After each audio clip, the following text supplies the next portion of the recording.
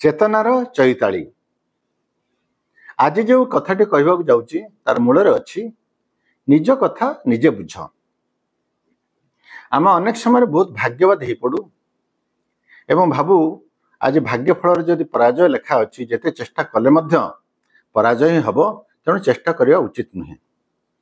ये चीन देशर कथाटी बहुत पुराना कथा। गोटे युद्ध को जाऊँ सेनापति से खबर पाइले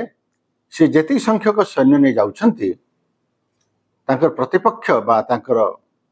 शत्रु पाखरे ताठू 2 गुण सैनिक अच्छंती। ये खबर केवल सी जानिले नहीं तांकर अन्यमान मते जानिले एवं जानिला परे तांकर भीतर गोटे विमर्श भाव सृष्टि हला एवं सेमाने स्थिर कले आमे फेरी जिबा पुण थरे प्रस्तुत हे आसीबा ता नहले आमे समस्त मरिबा। किंतु सेनापति जनक दृढ़ संकल्प थिले थर युद्ध को बाहरी आसीचंती आ पछघुंचा से देबे नाही। से तांकर किछि सेनापति तांकर तळକୁ जे थिले सैनिक तांको डाकी कहले ये पाखरे होची बुद्धंकर मंदिर आमे बुद्ध को जाई प्रार्थना करिबा एवं जदि से निर्देश देबे आमे युद्ध को जिबा जदि निर्देश देना फेरी जाओ पुणी पर जाइए तुम प्रस्तुत होकर आसो ताले से कथा मध्य करवा क्या मुझे स्थिर कर पारनी आगू जीवी कि पछक फेरी जी जो उपसेनापति एवं अन्य सैनिक मैंने कहले हाँ ठीक कथा सैनिक हेले मत भाग्यवादी थे से कहले आम केमी जाना ना मु गोटे कॉइन बाहर कर सेनापति कहले तार जो हेड पड़ो मुंड पट आम आगू जावा ता जो टेल पड़ो पछपट ताहले आम पछक फेरी जावा से कहले ठीक अच्छे ये से ऊपर को कॉइन टाक फिंगिले देखला बेलू हेड पड़ला से कहले ना बर्तमान बुद्धंकर निर्देश आम बर्तमान आम भाग्य कहूँ आमर विजय अच्छी आम जा उपसेनापति राजी हो गले सैनिक मैंने राजी गले अन्य मैंने खबर पाए राजी गले युद्ध को गले और से युद्ध जिणिले युद्ध जिणी जो फेरुले सेनापति घोड़े आसुच्च उपसेनापति पाखे से दिन से कार्य संपृक्त आउ केतन मत पाखे थे उपसेनापति कहले सेनापति को आम उपरे भाग्यदेवी बहुत करुणा से दिन जो बुद्ध निर्देश दे न था आम तो फेरी था आम विजय हो न भाग्य आमको सीना कहले जाओ बोले आम गलु आग को एवं युद्ध जिणिलु सेनापति हसिले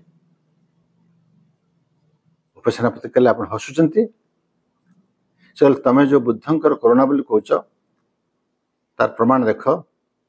पकेट से कॉइंट बाहर कर देखिले ता 2 पट हेड अच्छी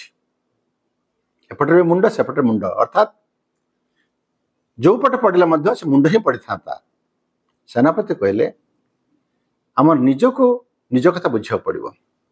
भाग्य ईश्वर को करुणा ये सब परवर्ती कथा जेहेतु आपण मैंने कहते बुद्ध को करुणा एवं बुद्ध इशारा दरकार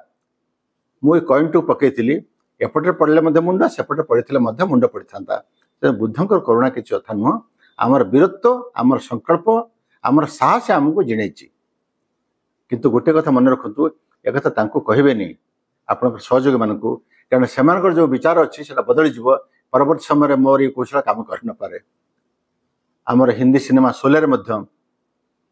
ये प्रकार कॉइन व्यवहार करते किए जीव धर्मेंद्र जीवे कि अमिताभ बच्चन जीवे जो पकई अमिताभ बच्चन जो कॉइन टी तार 2 पटे से मुंड थिला कारण सी प्राण बलि देवाक चाहिए। ए कथाटा तात्पर्य हूँ आम जहाँ स्थिर करचंती आमर जो अंगीकार अच्छी विश्वास अच्छी आम से आगे पड़ो निज कथा निजे बुझा पड़ो अन्य कथा हूँ सब गुण तापर आम भाग्य लक्ष्मी ये सब कथा कले आम निजर काम करें जड़े योद्धा से निजर पौरुष निजर वीरत्व निजर साहस अंगीकार तापर विश्वास करवा दरकार एवं आम समस्ते आम ये जो संसार जो अच्छी ये आमर जो रणक्षेत्र ए आम समस्ते जड़े जड़े योद्धा ये रणक्षेत्र आमको ही निष्पत्ति नेवा पड़ो से निष्पत्ति हूँ निज कथा निजे बुझा। धन्यवाद।